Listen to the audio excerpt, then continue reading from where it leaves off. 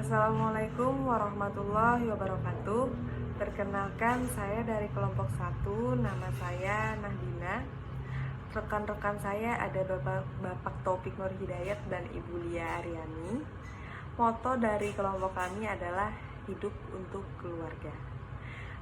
Pada kali ini kelompok kami akan menguraikan mengenai contoh atau kegiatan perilaku ASN yang dianggap tidak akuntabel dalam konteks.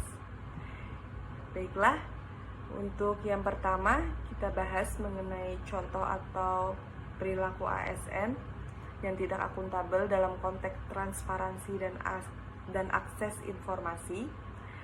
Yang pertama ada petugas puskesmas tidak memberitahu pasien yang berobat kalau sekarang sistem pelayanan di puskesmasnya adalah pelayanan santun lansia, di mana lansia lebih didahulukan untuk diberikan pelayanan dan untuk antrian. Selanjutnya akar penyebabnya yaitu kurangnya sosialisasi dan informasi terkait adanya perubahan sistem layanan di puskesmas. Dampak negatif yaitu terjadinya perdebatan antara masyarakat dan petugas kesehatan karena tidak jelasnya informasi. Kemudian untuk solusi permasalahannya yaitu bisa dengan memasang banner atau spanduk di depan puskesmas mengenai sistem layanan santun lansia ini, dan juga untuk petugas kesehatan yang berada di loket itu bisa untuk lebih menjelaskan ke pasien tentang perubahan sistem layanan di puskesmas. Untuk poin yang kedua yaitu ketidaktransparan bendahara di puskesmas terkait pemasukan dan pengeluaran dana bantuan operasional kesehatan. Akar penyebabnya adalah tidak melaksanakan rapat dalam pembuatan anggaran dana bantuan operasional kesehatan. Kemudian untuk dampak negatif adalah dana BOK disalahgunakan.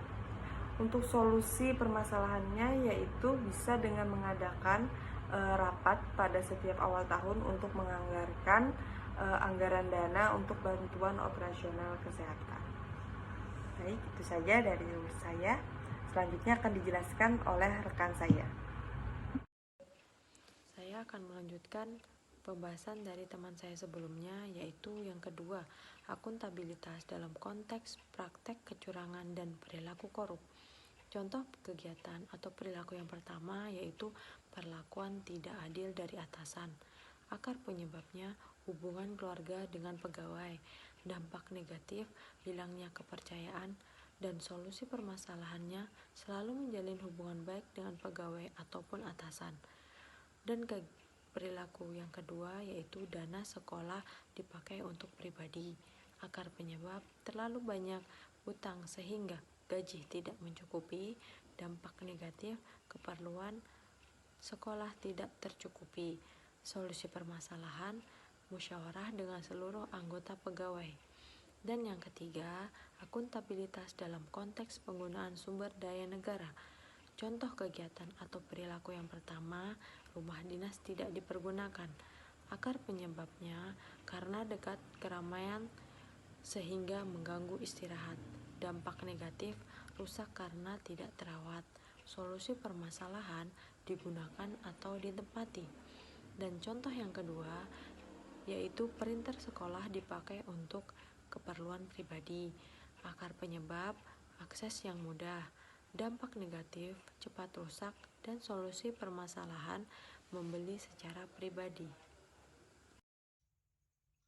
Selanjutnya, contoh perilaku akuntabilitas dalam konteks penyimpanan dan penggunaan data informasi pemerintah. Yang pertama yaitu memakai data siswa untuk keperluan pribadi.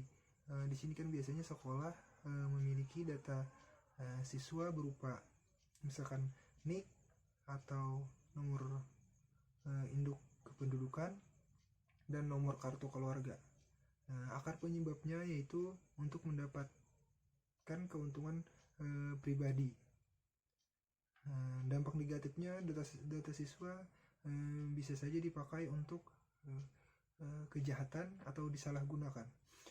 Solusi permasalahannya itu pimpinan membatasi akses untuk data siswa, atau yang bisa mengakses mengetahui data siswa hanya orang atau beberapa orang yang perlu dan bertanggung jawab tentunya. Terus yang kedua, contoh perilakunya ialah data pegawai diperlihatkan kepada orang lain. Sedangkan data pegawai itu dari pemerintah dan di situ berisi NIP, bahkan nomor rekening, ada banyak lagi yang lainnya. Ini akar penyebabnya biasanya karena guru atau pegawai tidak bisa mengerjakan sesuatu sehingga meminta pada orang lain untuk mengerjakannya. Dampak negatifnya bisa saja tentunya data tersebut bisa disalahgunakan.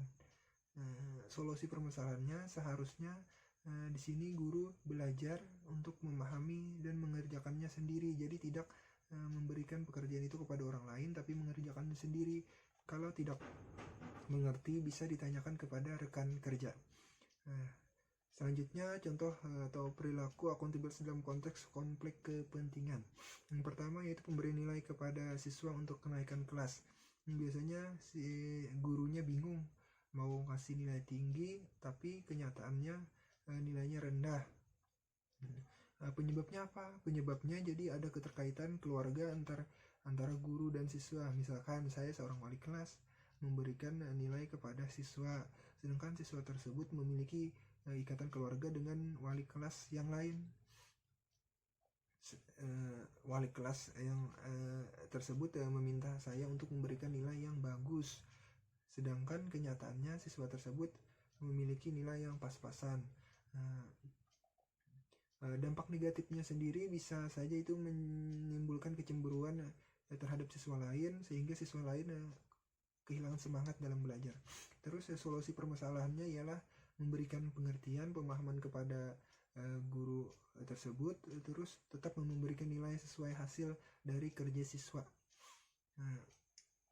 Terakhir yaitu perilaku contoh akuntabilitas dalam konteks kepentingan ialah menjual buku LKS kepada siswa. Jadi ini sering juga terjadi, bagaimana guru itu menjual LKS kepada siswa, sedangkan dalam peraturan siswa tidak boleh lagi membeli buku dari sekolah. Penyebabnya apa? Penyebabnya biasanya guru malas membuat soal sehingga beliau memberikan atau menjual buku lembar kerja kepada siswa. Dampak negatifnya tentu saja ini berdampak pada pengeluaran orang tua siswa yang makin banyak atau bertambah. Solusinya ialah guru harus mampu membuat sendiri untuk diberikan kepada siswa secara gratis. Tidak perlu bentuknya seperti buku, tapi bisa kertas lembar atau yang lainnya. Mungkin itu saja penjelasan dari kelompok kami.